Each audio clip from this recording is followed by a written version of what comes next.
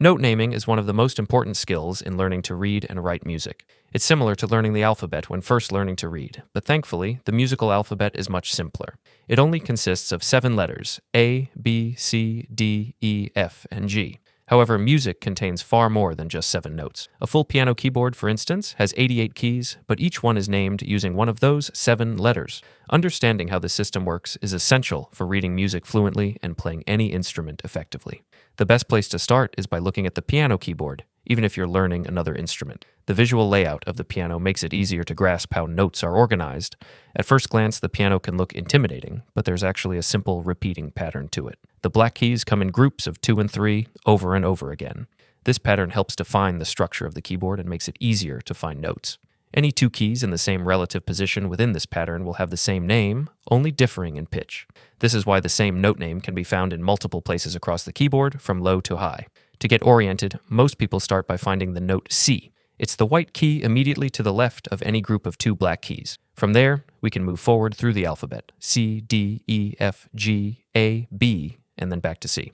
This pattern repeats across the entire keyboard. If you memorize where just one C is, you can quickly identify any other note by counting up or down from it. The same system applies to any other instrument. For example, on a guitar, each string is tuned to a specific note, and moving up or down the frets follows the same musical alphabet.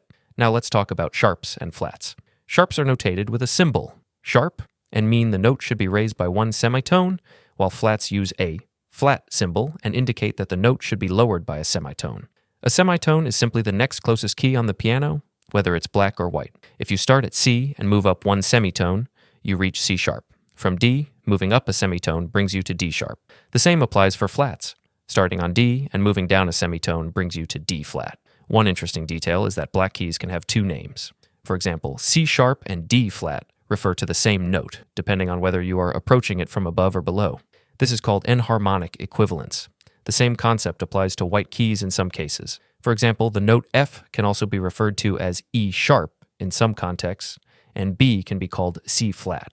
While this might seem confusing at first, it becomes second nature with practice. Music notation uses a staff, which is a set of 5 horizontal lines. Notes are placed on these lines and spaces to indicate pitch. The vertical position of a note on the staff tells us which note to play. To help us read the staff, we use clefs. The treble clef, also known as the G clef, is used for higher pitched notes and is commonly played by instruments like the violin, flute, and right hand of the piano. The bottom line of the treble clef represents an E, and as we move up, the notes follow the musical alphabet: F, G, A, B, C, D, E, and F. If we need to go beyond the staff, we use small additional lines called ledger lines.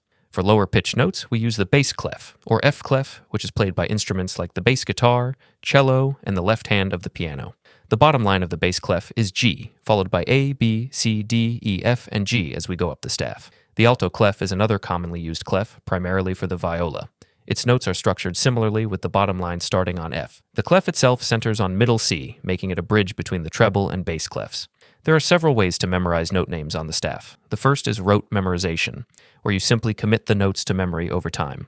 The final method is using mnemonics. For example, the spaces of the treble clef spell the word face, while the lines follow the phrase, "Every good boy does fine." For the bass clef, common mnemonics include "all cows eat grass" for the spaces and "good boys do fine always" for the lines. These tricks make it much easier to recall note names quickly. Accidentals, which include sharps and flats, follow specific rules in sheet music.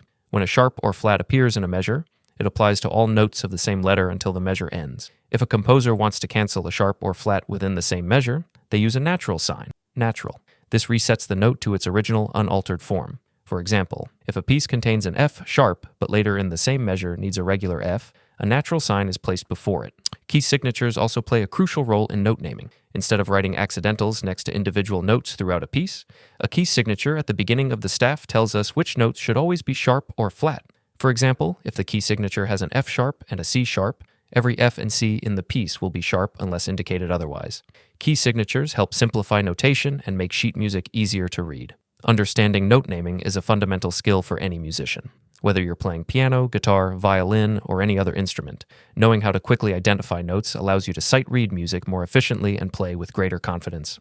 By familiarizing yourself with the patterns on the keyboard, using mnemonics, and practicing regularly, note naming becomes second nature. And once you master this, reading music becomes much smoother and more intuitive.